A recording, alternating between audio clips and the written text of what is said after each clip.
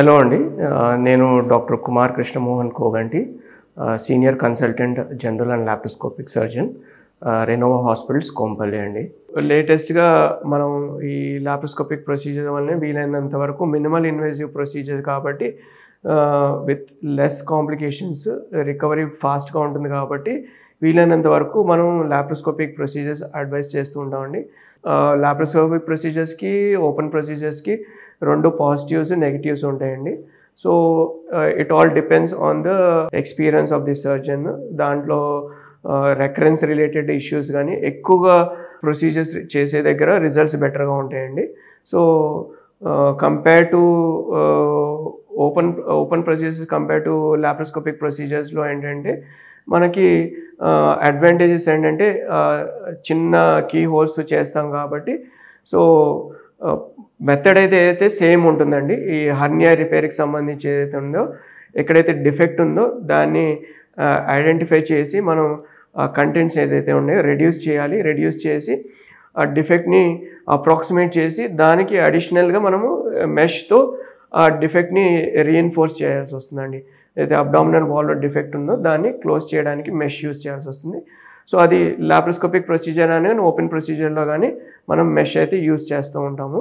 So అది వేసే laparoscopic level ఎక్కడ వేస్తాము అనేది depends on the procedure which we take up.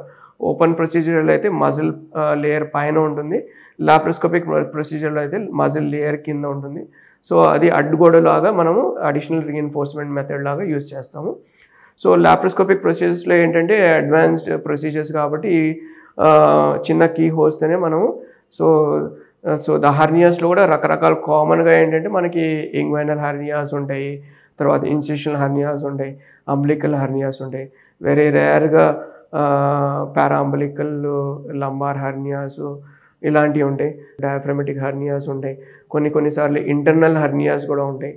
So ఇవన్నీ కూడా మనము డీల్ చేయొచ్చు either through laparoscopic procedure or open procedures.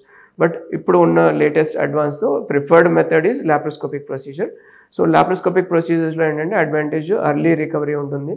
Patient ఇమీడియట్గా మనము he can go back to his normal routine and తర్వాత వూండ్ ఇన్ఫెక్షన్ రిస్క్ తక్కువ ఉంటుంది.